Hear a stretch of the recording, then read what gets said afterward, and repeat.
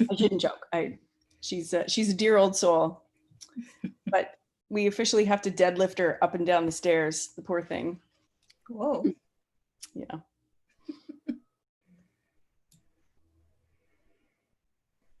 I'm just bringing people in from the waiting room, Monica, and Okay. It's 6:28. So I'll give a couple more minutes and then I'll say two things and then let you take it from there. Certainly. But while I'm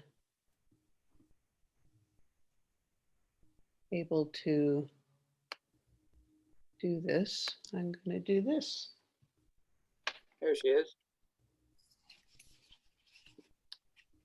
I thought I should have the books. Can you see the beautiful books for tonight's readers? Yeah.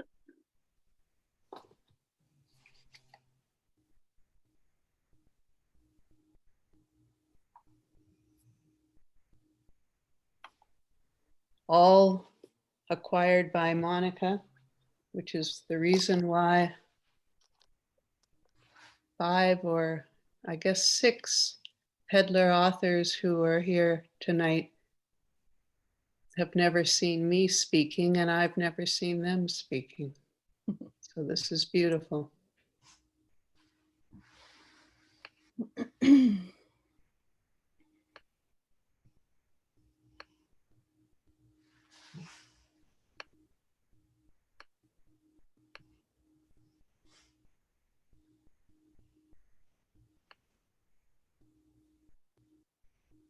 So it's 6:30 and I'm just going to welcome everyone who's here so far, especially Kathy Stonehouse, who talked me into having Zoom event 1. Zoom event number 1 all across Canada right now, which is quite nice. And the reason she had to talk me into it is because PEDLAR has for 25 years really been committed to the sensuous world, not the virtual world. And I wasn't sure if people were maybe experiencing ennui since the pandemic began and Zooming began, but Kathy made me see things a bit differently. So thank you very much, Kathy. And Monica is going to host tonight's event, and we're having a second event on December 12th, which will be with the novelists of late, and I'll host that event. So I'm going to now give it over to Monica. Monica Kidd joined PEDLAR 2 years ago, a little over 2 years ago, and became the acquiring editor. So the books of the last 2 years were brought in by Monica, and we'll just go on for a few more months, shall we?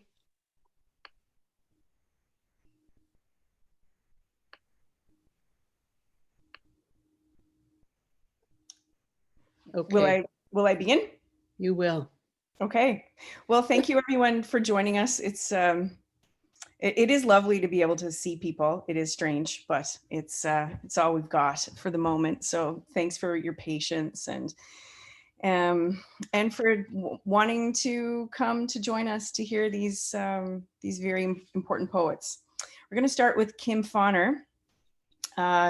Sudbury poet Kim Fahner continues her lifelong look at the trees and birds and water of Northern Ontario in her 5th poetry collection, These Wings. For those who labor in the mining underworld, to the vulnerable lives we construct above them, Fahner walks us to the thin places between aching and soaring, where something holy is glimpsed between people and between natural and created worlds. You cannot walk it out, this love. You cannot push it through the soles of your feet, urging it down. into the earth, into hidden labyrinths of nickel and copper. It begs you to carry it, tired and weary. And that's what we wrote to about Kim's work. And the other thing that you'll hear when she reads is her kindness and generosity, and it comes through in everything that Kim does and everything she says. She's a great supporter of other people and other people's work. She was the 4th poet laureate of the city of Greater Sudbury from 2016 to 2018, and she was the first woman to be appointed to the role. She has, as I mentioned, 4 other volumes of poetry, and she's also a playwright and a novelist. And yay, she's currently the Ontario representative for the Writers' Union of Canada. And I will turn it over to Kim.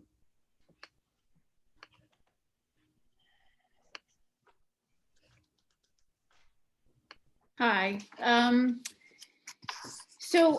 thought I would just begin by thanking Beth and Monica for taking my manuscript and for giving it such a beautiful home and for taking such good care with it. And also to the artist, Bozana, who has created this beautiful image of the magpie. And to Monica, I think you kind of you found that, didn't you? I don't know. I love it anyway. Beth found it. Beth did. Yeah. Oh, it's the best thing that ever happened, that little magpie. And also to Emma for her beautiful work in design, because I'm most proud of this book. So thank you. I thought I would start with a poem that I wrote on Pelee Island in 2017 when I was working on my novel there. It's called Eclipse. On this mid-August day, the sun succumbs to the fancies of the unseen moon, eases closer, persistent, certain, Catherine wheels sparking wildly toward the unknown. Moon is pockmarked with love. Empty riverbeds and traces of lost spacemen who gathered up pieces of moonlight, stones to take home in their pockets. Sun is suspended fire. Solitary, moon a patient shadow progressing, occult dime disk. They meet, obscured, aching, a pavon, kisses seen through empty shoe and cereal boxes. And then I thought this book has a lot of southwest, northeast things happening in Ontario. I have quite a pull to both places. So I thought I would read you the one that Monica calls my Making Love to a Tree poem. So here it is. It's called Encounter with Pine. You must walk down to the very edge of this northern lake. Place your open palm against the roughened bark of the oldest pine, the one that bends at the waist, genuflecting to the water. Pretend this tree is a lover. Offer it soft talk, whispers, and promises. Lean up against it so that it takes your full weight, allows you to sag inwards or stand tall in strongest wind. Lift up your hand, fingers reaching, feathering through the pine needles that are frosted silent in morning's sharpest light. Close your eyes, lids resting, and take in a breath of air that spins itself out slowly, warmed by body, desire exhaling of its own accord. Caught up in the moment, the scent of pine gum on woolen mitten. Open your eyes, gather yourself, straighten your coat, tuck your chin into scarf. One last breath, then walk away, the memory lost, leaving imprints like cyanotype images of winter branches on silk.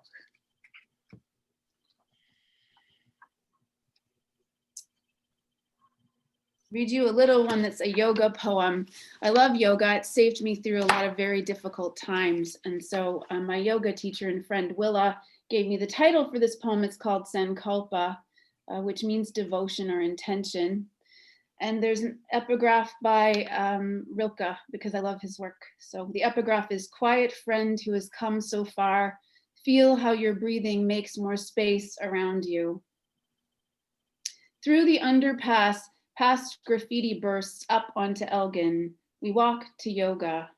Mats slapping our legs, moving into meditation, feet shuffling, purposeful on pavement. Away from busy, toward breath in, breath out. Later, near Ramsey, pines ripple, reflected dolly painting, dappled by summer rain. Breeze pulling at hair, jacket. I wanted to read you some pieces from the Frida Kahlo sequence.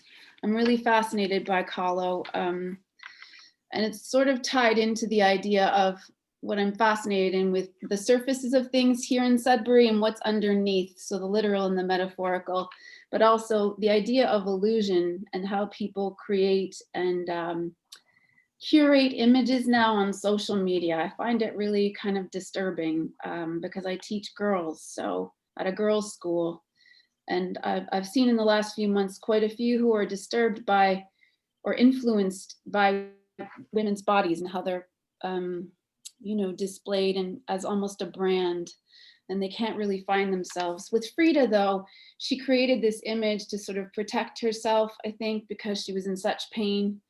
There's also a link here to Sontag, and I found that book through Sandra McIntyre, who's a writer friend from Calgary. And she turned to me and said, "You must read this book on photography because you love taking photos." And as well, there's a piece here about my mom who had an amputation. So just the idea of body image and all of that. So I'll read you a couple from this. Broken photographs. Her head is separate from her torso, severed as if the logic of her mind does battle with the pulse of her body. Her hands are birds at rest, slight wings in her lap.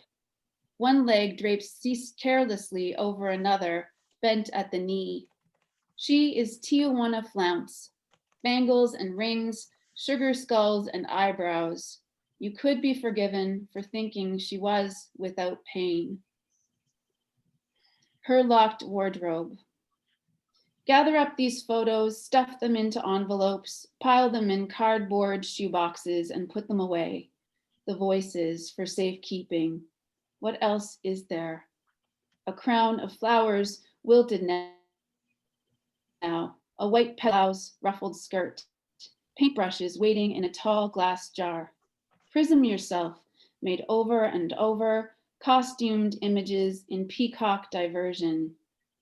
You could not find where you began and ended, so invented and imagined was your dress.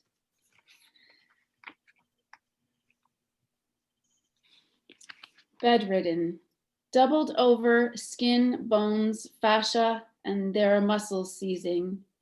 The twitching of nerves freezing.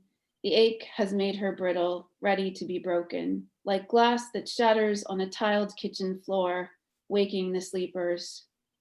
Even her fingers throb, pained, when she stretches on a bed, sending shocks from nails to armpit. And so it curves. North to south, down damaged spine, over breasts, past hips and pelvis, onto knees, shins, ankles. The fright, the grief, her crumpled right foot. I'm just checking my time. Need to tell, I have like 2 minutes, I think, so I'll read you one more. I'll read you a Northern Ontario poem.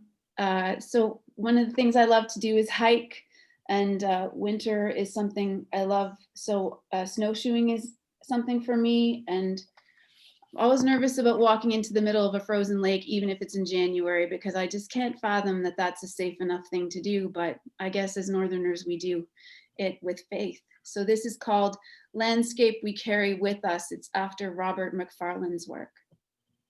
You choose to walk onto frozen crust of lake in the coldest of mid-Januaries. One night in a sudden thaw, an ice fishing hut angled, slipped under, was swallowed whole.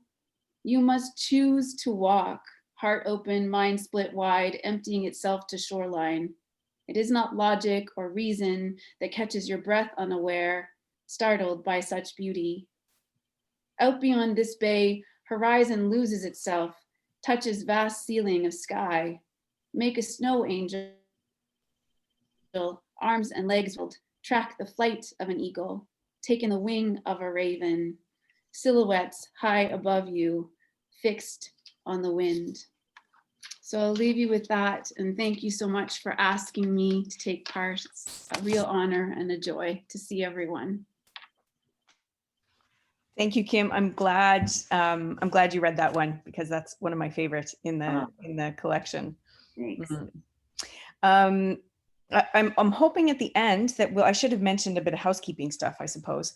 It's I'm not on my game here hosting through my laptop on my couch, but we're going to ask each poet to read for about 7 to 10 minutes, and then hopefully we'll have time for questions afterwards. So if there's anything that you wanted to respond to in Kim's work, and many people have been posting comments on the chat, which is wonderful. But if you have any questions for Kim, we can, or any of the poets, we can collect them and present them at the end. And maybe if we're lucky, I don't mean to put you on the spot, Kim, but Kim has this, Kim's been known to sing occasionally at her readings. So I'm just saying, I should have done that with you beforehand, but you never know.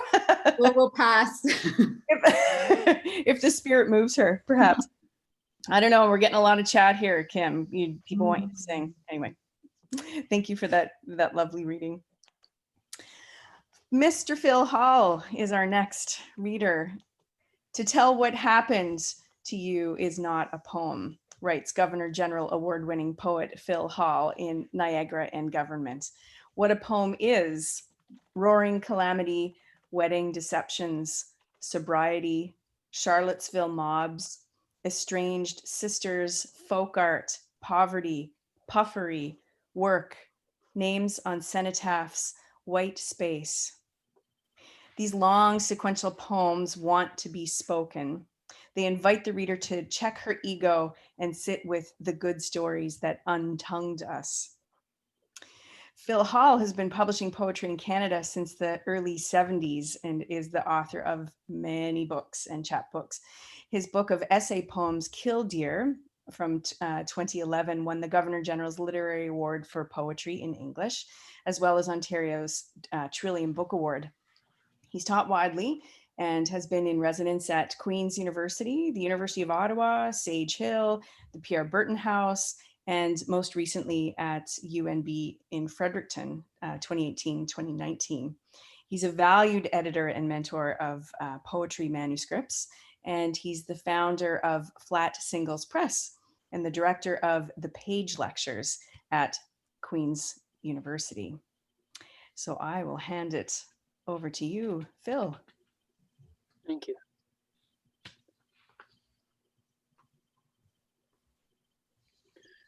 Hi, folks. When I was making this book, the poems seemed to ruminate into and around the topics of folk art and failure. I'm not sure what it all gathers as now. Compulsion and choreography, Niagara and Government. I'll offer a sample. As Monica quoted, to tell what happened to you is not a poem. There is not enough in the story of your life to make poetry. Are you carrying fervor or currying favor? The line with no hook is my fish. And I'll say hi to my old friend, Brother Lawrence, if he's still there, tuned in with us before Vespers tonight from the Abbey of Gethsemane in Kentucky. He took the photo in the back of this book. Wake up, my creature. Masticulate your dirty ballads, your call to worms, your hump ditties. Let fly your gut anguish. Snarl your eeny meeny, why me, why not me song now, before thinking twice forecloses. In each book, I pick my favorite line eventually. And this one, my favorite line is, there are maple heron skull fragments and sea spines in my lingo. It's difficult to get narrative out of my poems, but I keep trying. If my mouth is stuffed with stories, I cannot be suckled by the moment. If it is understandable, it is not true to life. When will they give an honorary doctorate to Anonymous? Look how the long poem dies and doesn't die, happy to muck about, allow and accumulate, happy to get so wrong this blustering flit. Elocution has been stopping the nursery words and the grub words from crawling out of that secret room in the basement. Because we could say appendectomy, we could not say sister. My title, Niagara Government, is an intersection in Victoria, BC, near where we like to spend the winter, near Emily Carr's birth house. It's my second peddler book.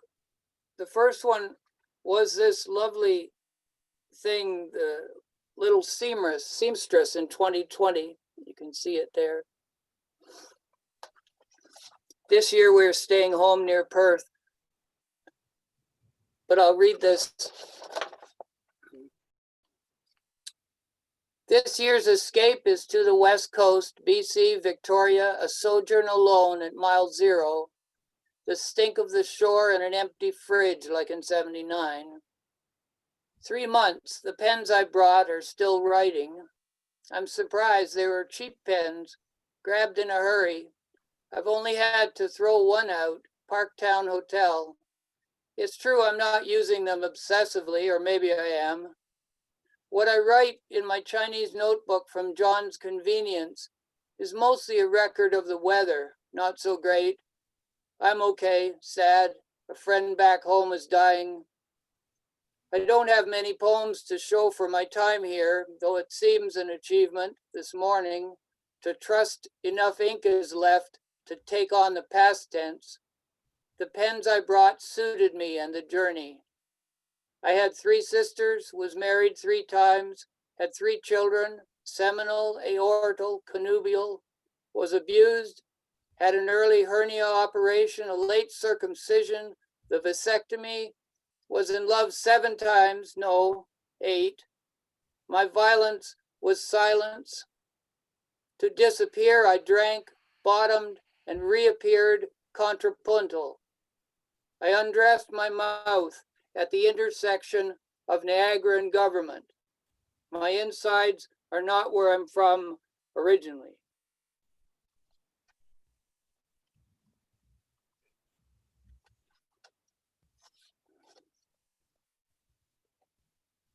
I will not wear the mask of either parent, will not be demoralized or enraged, won't stare at the floor to have no voice, nor grit my teeth to block my voice. I will not fill a room with smoke or a trunk with bootleg. Will not talk to pets like people and then shoot them. You've read too much. There's something fierce to say. Without a mask, I am no past. Without a past, I am an amalgam devoid of loyalty. Except to the presenting moment, its deep accordion sigh. The next word has my true ancestors inside it.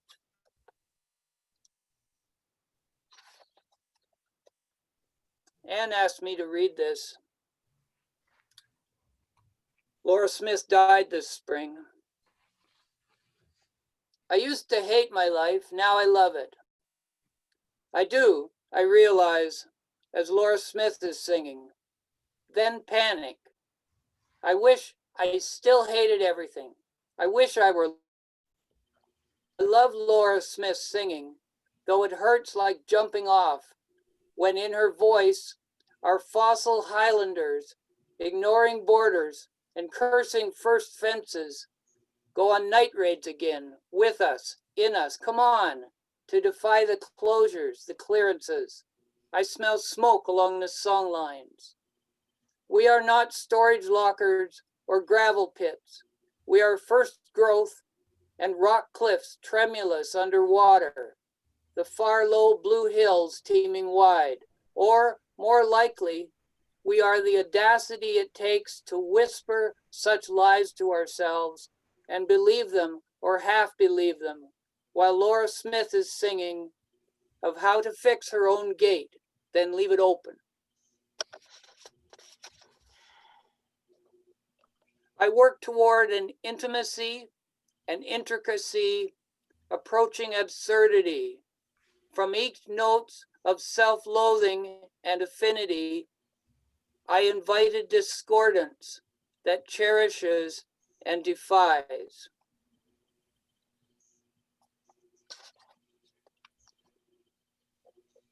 I should print out my new book and scatter its pages in the maple bush and let it go at that. But I won't. I'll publish it if I can. I'll proliferate by articulate stratagems the pretense of sniff and growl. It will be as if another useless 19th century armoire had been carpentered from this phantasmagoria called identity, panic, articulation. My book will be a creature's denial of crookedness, though it parade as a celebration of crookedness. Living in Mondrian, I would Pollock. Even to use a printer to copy pages for scattering in the wet bush would be a concession to geometry over windfalls. Flaubert's costume, craft, is technology's costume, folio. But where geometry fails, scribble here. We might still find oval aberrations and an uncocked, illiterate horizon, its pulse. The actual sap, not syrup, is clear yet sodden. It tastes of an ancient, cold language pre-process. My poems bow and scrape for lack of, pretend to know but can't. This unboiled calligraphy I keep trying for is only a folk tale about a clawhold.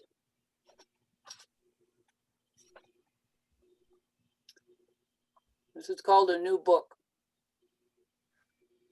I said too much, too proudly, too soon. The imitative had not burned down enough. To be silent was what felt reckless then. I tried to articulate what would be praised. Awaiting torture, I bite my tongue. I taste my silence pressure. The silence I knew was a township larger than a globe. I got out of there to go on about the silent township. I included words so silence had form. Now silence is from. You do not understand. I was not trying to be a somebody. I was trying to not be nothing. And I'll finish with this. Thank you all very much for listening to these scraps. Ontario's aggregate hills are low and uncomplaining in their grandeur. Now the smell of water mint, now the smell of Jimson weed rises from looking that far.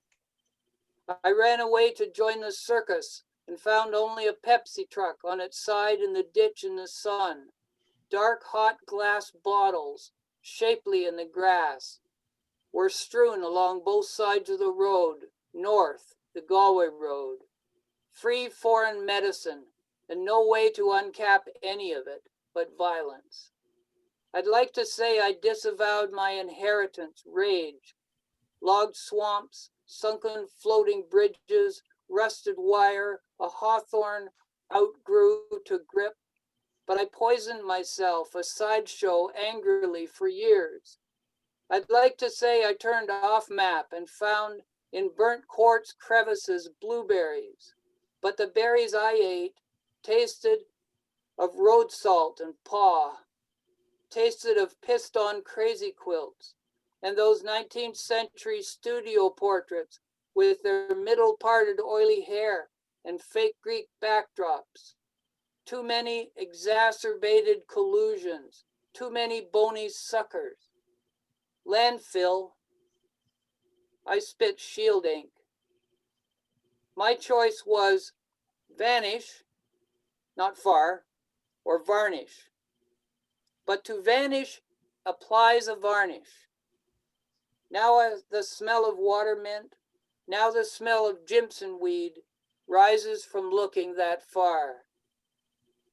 I cherish my earned balm, distance. Thank you. Thank you, Phil. That was a fabulous reading. Thanks.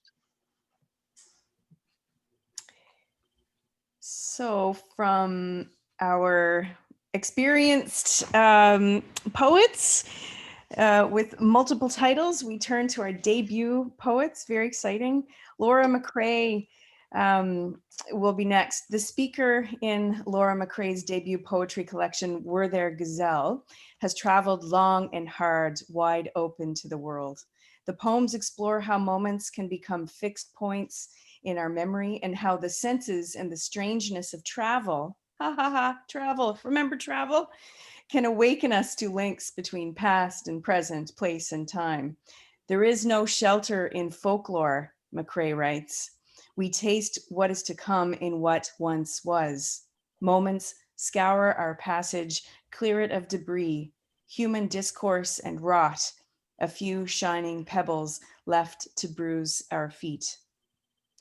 Laura K. McRae is a teacher in Toronto, where she lives and writes. Her poems have appeared in many literary journals, and her chapbook, Distributaries, was published in 2016 by Frog Hollow Press. Laura. Thank you so much. It's such a pleasure to be here to meet Beth after many emails and to see you, Monica. And just to say how amazing Pedlar Press was in creating, I'm trying to get a light here so I can actually see my book without looking like I, am about to turn into a zombie. How amazing Pedlar Press was to create such a beautiful, beautiful volume for my first collection. I want to start with a poem about those moments when somebody's lost in the world and we realize that the world is just a little dimmer, just a touch less bright than it may have been before. And many of you, I think, will remember this moment as well. Evening in Toronto, August 2013. We sit silhouetted by candlelight. There may be stars, a waning moon, but we are drawn by white china and a single stem of orchids in a mason jar. I tilt my head toward the mill, a warble of water over stone, but a passing car turns my ear back to the table, to the clatter of cutlery, the waiter. Seamus Haney died today, and voices in the twilight are enough.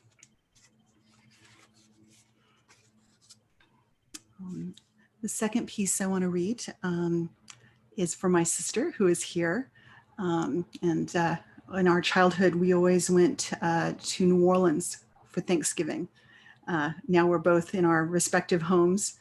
We haven't spent Thanksgiving together in many long years, but she'll recognize some of the places and images in this poem. Atchafalaya Basin, Louisiana, May 1986. Later, she will search her skin for the bloom of dirt and the supple bodies of leeches. But now she wades in the muck, each step a skirmish against the suck of mud. Her t-shirt straggles over hiking shorts, proclaims Atchafalaya the gator capital of Louisiana. The camera around her neck lists telephoto lens drawing it down into the bayou. Palms cradle metal, and she raises it to her eye. An egret lights on a submerged log, plunges its beak into the water, emerges in a flash of silver. In the background, amid splintered trunks of cypress, a single gilded iris emerges from the water, a lotus rising from the muck to bloom.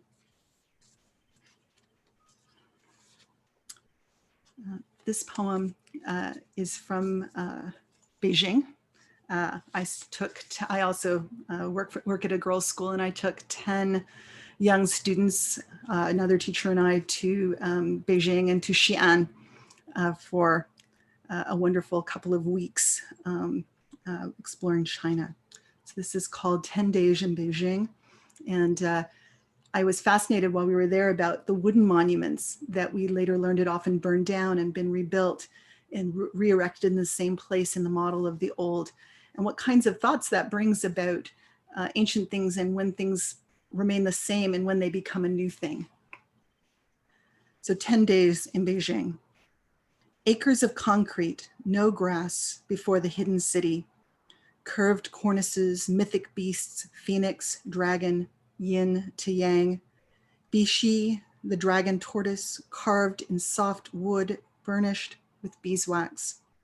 Mothers dangle infants between knees. The drum tower holds great barreled vessels. We climb knee-high steps in the great gong of wet heat. Rickshaws crisscross the hutong, double gates deny houses. A plastic basin is home to a tiny turtle. A fine stream of tea glides into porcelain cups, trays of sweets, Hello Kitty in the shop window. The temple of heaven is formed of stacked cylinders. In the grounds, elderly men play mahjong. 100 years from today, the temple will still stand, new wood, new paint, but we will agree it is the same, and mahjong tiles will click in the fingers of new old men. And I want to finish with a little section of Distributaries, which was reworked and republished in Werther Gazelle. Many, many thanks to Monica's work with me to make that, that poem even a better poem than it had been. And I'm going to start here in, as I move into Beijing as a link. They say, if you put a frog in water, slowly bring it to boil, the frog won't notice, won't save itself. But when we slide into the shimmering swelter that hovers above the asphalt floors of the forbidden city, there is no place to jump, no horse to saddle, no trees, no grass, and the buildings, wood, gilded, fantastical, pitched roofs, offer no greater shade than the graphite skies. Have you ever sketched a cauldron, yourself floating in it, but the water over the fire cool, icebergs afloat in the steam, and you destined to come to grief on those sharp, crystalline edges? When you cross the desert at night, the sky is rent with the eyes of sheep, the swirling gold of moon and stars, Van Gogh's Starry Night. The vast expanse presses into the roof, the hood of the Toyota and the boxed air, humid with recycled breath, spliced with petrol and the rasp of orange peel. And I wonder about the cowboys who rode, shrouded under the black fleece of night, breath mingling with the rumbling breath of their steeds, horses' eyes, portals that reflect the moon, dimes gleaming. The same moon is clipped by the trunks of sequoias, veiled by a mantle of myrtle woods that grow only in Oregon.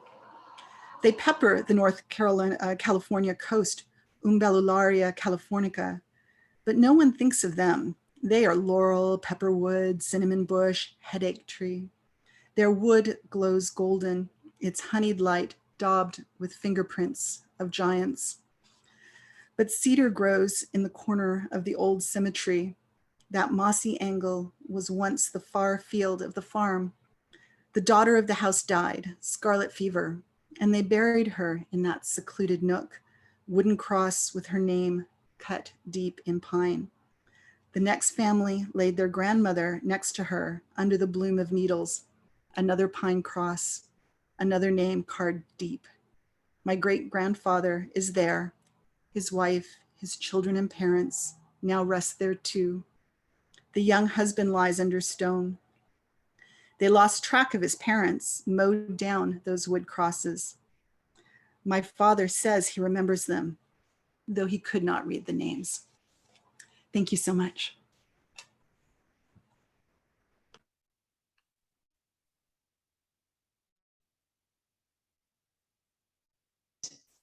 Thank you, Laura, for that reading. I was just saying to myself, because I was muted, that line about the great gong of wet heat just gets me every time. I love it. It's so visceral. Okay, Kyeren Regehr, is she there somewhere? Enlightenment may not be on everyone's bucket list, but for the 300 devotees of the master teacher, awakening was their singular purpose.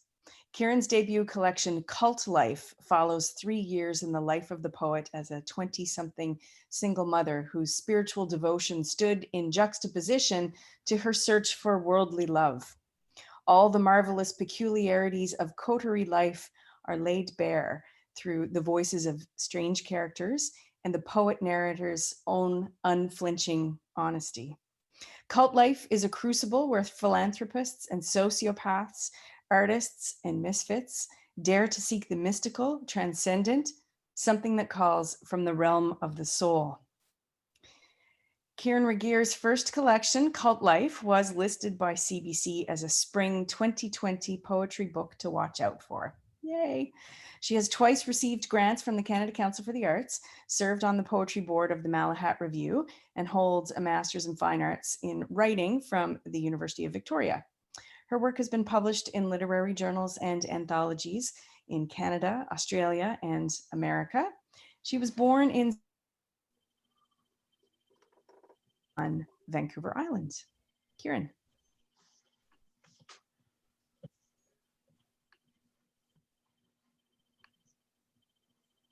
You need to unmute, Kyeren. So, okay, I thought you guys were doing that. I have to put the gallery view back so I'm looking at everybody at once. Feels more like a reading. I want to thank you, Beth, and thank you, Monica, and also Emma Elaine for helping me create the most fabulous first book. I'm so thrilled to be a part of PEDLAR Press's entourage this year. And yeah, very grateful to read here today. And I feel honored to read with 3 fabulous poets, Phil and Kim and Laura. It's very inspiring. You've all been sitting and waiting for a long time, listening for a long time. So I'll shake it up a bit and hopefully get you laughing. I don't know, maybe. This book has a lot of monologues in it, and this is one of them. This is one of the colorful ashram characters that Monica just spoke about. Rupee. For crying out loud, give it a good squeeze and jiggle it out. It's not a scrotum, it's a marigold. We're working to a schedule, darling. It must fill and flourish, glorying on the master's birthday. You've 2 days. 2. 13 beds in this ashram, so I can't be babying you. This isn't fun and games, sweetheart. This is service. And are we dressed for service? Do you imagine we're off to a garden party? You'll be sashaying in the dirt. I say wear old clothes and you show up in a sundress. No one here cares about your body, and you don't want these neat little granny rows. You're not crocheting. You're not knitting tea cozies. And this is a catastrophe of boredom. Dig it all up and start over and smush them in closer. Ignore the how-to tags altogether. I want abundance. I want excess. Think Marie Antoinette, this is an art form. The trowel is your paintbrush, so sketch the soil. No, no, don't scratch like a cat covering its crap. Use sweeping strokes. Use your whole arm. Don't do what's expected, darling. Go wild. I want spirals. I want galaxies. I want Van Gogh. Think colour bridges. Think tears. No pansies whimpering the front row with cosmos tall and wispy in the rear. We don't want your grade school photo. Wander forget-me-nots like a brook. Draw the eye towards my lily pool. People must tumble into the blooms and disappear from the world. I'm envisioning watery fairyland mystery. I'm seeing Monet. Come on, darling. Be daring. Be outrageous. Look at me. I mean, really. I never do what's expected. What do you guess is under this sarong? Y-fronts? I'm loose and fruity as a spring breeze, darling. It's about letting go of who you thought you were. Free yourself from this retro housewife fantasy. Strip off your floral and dirty up, darling. Seriously, just take it off. Garden in your underwear. Garden naked. No one cares. That's my favorite monologue. This is the very first poem in the book. It's called Inventory. It has a little quote from Nietzsche. Poets treat their experiences shamelessly. They exploit them. Inventory.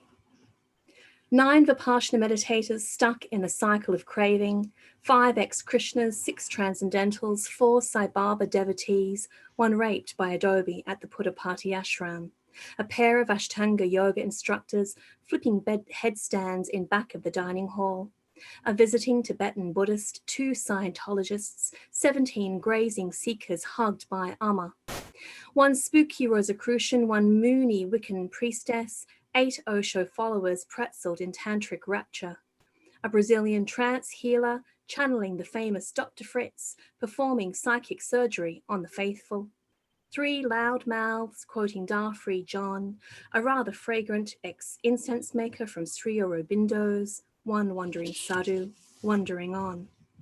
1 lab assistant to a quantum physicist turned new age pyramid marketer peddling magical water, 1 chiropractor, 2 Reiki masters, a homeopathic kinesiologist, a palm full of oily massage therapists, in and out of bedrooms, uncricking necks, jump-starting meridians.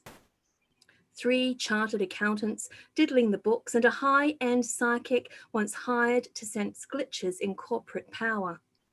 1 Mary Kay millionaire, 2 trust fund babies, all hoovered clean long before they leave.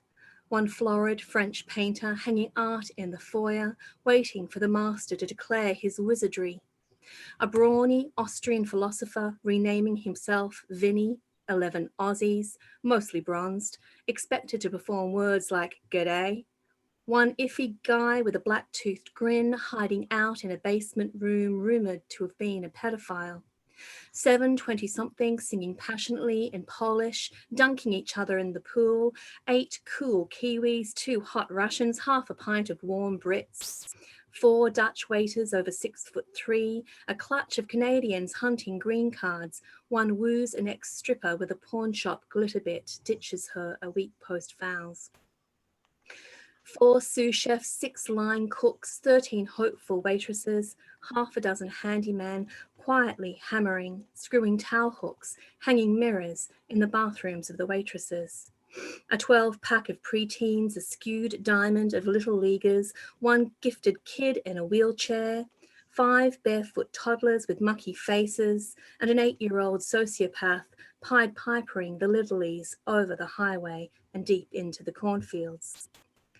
6 single mums, 2 jilted dads, 2 trenchant lesbian couples candying the kids, cold shouldering the parents, 3 women with cancer careening around the master, expecting to be healed. They'll all pass 3, 2, 1 through dorm room 203. 1 man on the quiet, borrowing lacy lingerie from the laundry room. Norma Jean's soul twin with an urgent smile, tangled in a sheet exposing a nipple at her window.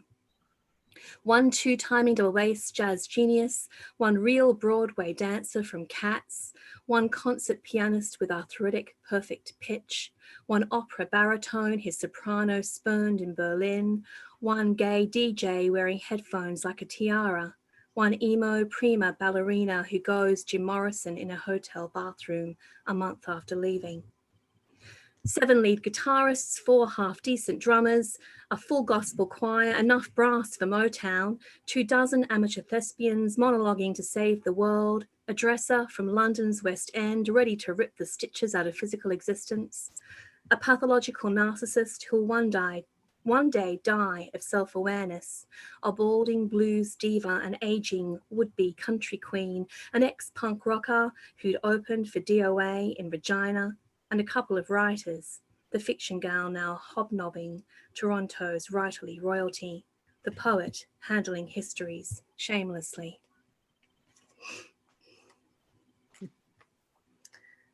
This one is called Close Encounters.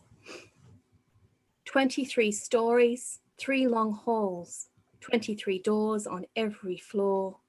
3 stories, 3 long halls, 23 doors on every floor, keys swinging in the locks. The tub upstairs overflows, gutters down my bathroom walls. I wrap the phone cord round my toes, doodle flowers next to 4 names on the phone list. Where have all the virtues gone? Young girls came, pecked everyone. I drag my headboard into the foyer, slap it against 2 other abandoned headboards, noisy things. A door slams and someone screams, "You promised to be celibate with me." The master says, anger is a call for love. Jealousy is a call for love. Guilt is a call for love. Skin squeaks on the porcelain tub next door. Someone sobs down the hall. A kettle boils. And one last poem. This is a dear man. His name is Harry. He's got my grandfather's lilt to the left, tool belt slumped to one side, yesteryear shadows strung like helium balloons from his torso, swaying, cawing. His forearm on the door frame, scoping my room over my head, faint grit of solder fluxing from his denim. Mortar and pestle knuckles smile like a cracked geode, cave of agate darkly glassing. Throat nicked, oxidized, telling me each galloping footfall, every song and howl from my child agitates below, nettles the walls.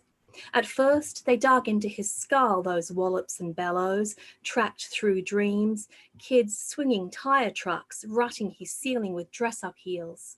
Didn't like to complain, so each day he knelt, prayed. And then a revelation, all that squalling, every rollick and wail was joy, joy. Now he basks in the felicity of sound. Her squeals are his music, his Elysium booze. He's been wondering why I don't play tunes, lifts a 90s boombox from the hall, mined from a dumpster, wires tweaked and fused now, double cassette, CD, radio, speakers, Scotch smooth, says my joy is his joy. Thank you.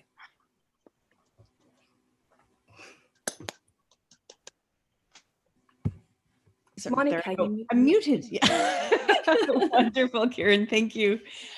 One thing everyone should know about Kieran's work, if you're able to read the book, is that she's got an amazing ability to. Someone had said along here, Kathy Stonehouse had said, "Great voice," and it's true. But she's able to create voice for so many different kinds of character, and they're equally believable. It's like she's a playwright, so it's a wonderful thing that I appreciate about Kieran's work. Are there any questions? Thank you, first of all, to all of our wonderful readers. Does any of the audience have any questions? Or there's been a lot of chat, which is lovely. People seem really engaged.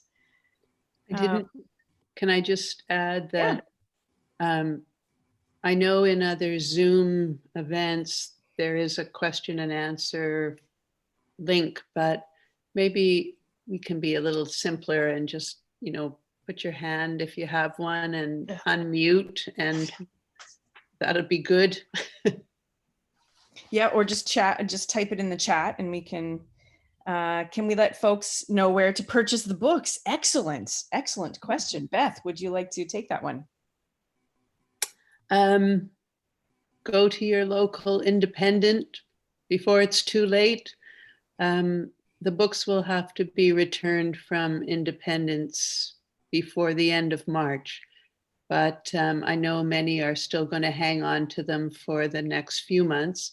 You can always go to the PEDLAR website, pedlarpress.com. I put on a lot of PayPal buttons. You can just write me, call me, anybody. I think people are a bit nervous about getting directly in touch with publishers, but honestly, that's how it's been for 25 years. Let's just keep it up. They're all available. Kim's is almost not available. I'll just say that. Simply because she sold almost all of them. Yeah. Well, I just wanted to add that it was a tremendous honor and privilege to work with all four of you poets, and I learned so much from each and every one of you. So it was my great privilege to hear you think about your work and see it evolve and see where it went. So best of luck with your writing as you go forward.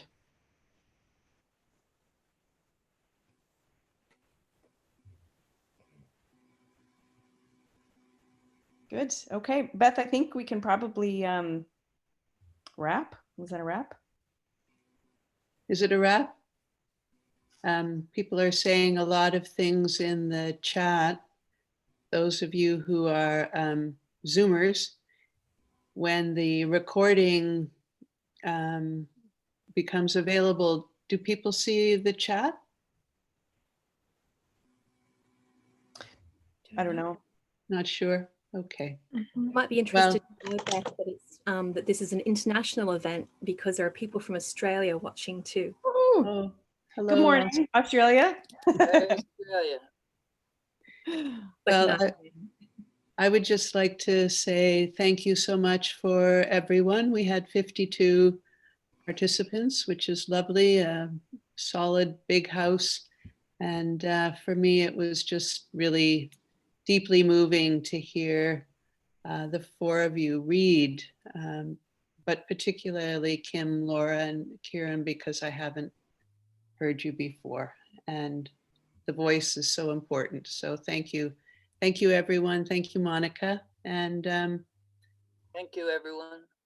register for the prose if you'd like, December 12th, same time. Thank you, everybody from Australia. Thank you, Olga. I had a lot of trouble trying to link in. I was a bit late, but never mind. Hi, Mom. Maybe next time. Hi, Kyeren. Awesome. You two just talk and I won't end until you just the last two. Oh, we don't want to monopolize the day. All right, we have a little bit of time, so take advantage. We have 3 minutes for you to, share your most intimate personal thoughts with one Oh another. my God. I don't think we need to get that intimate. Oh dear. I hope everybody enjoyed the readings, especially Kieran's. I was getting a little bit of coaching on how to save the chat, so I have just done that. So it will be saved separately, and we can certainly email it to the authors. Thank you. Thank you.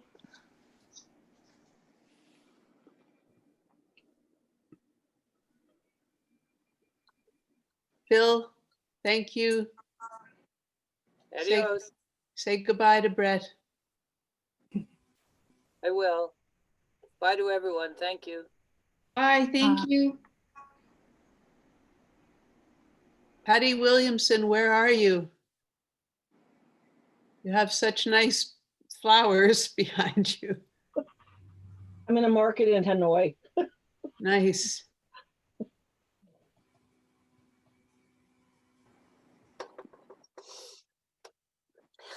Beauty. Look at the little. Ah, there you are. I'm finally linked in properly, I think. Finally, after all this time. It's taken a bit of trouble getting through on Zoom. They kept asking me for information I didn't have. But never mind, it'll work properly next time, I'm sure. Good. Nice. Good night, everyone. Thank you so much. Patty, Patty's my sister. It's so good to see you. Nice. Good night, Kieran. Love you. Love you too, Mum. Thank you so much. Phil, is that baby's mother next to you? Yes. Can I see you? Hello. Congratulations. Beautiful. Thank you.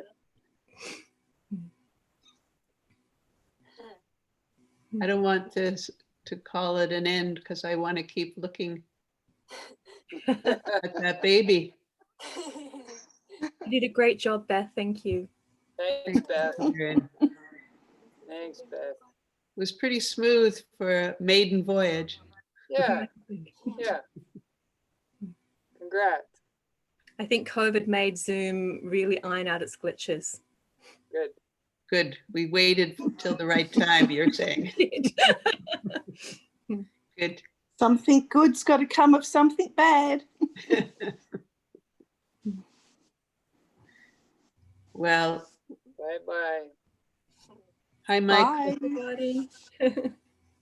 Bye. Goodbye. Bye. Bye. Bye, Mum. Bye. Bye, Beth. Thank you. You're welcome.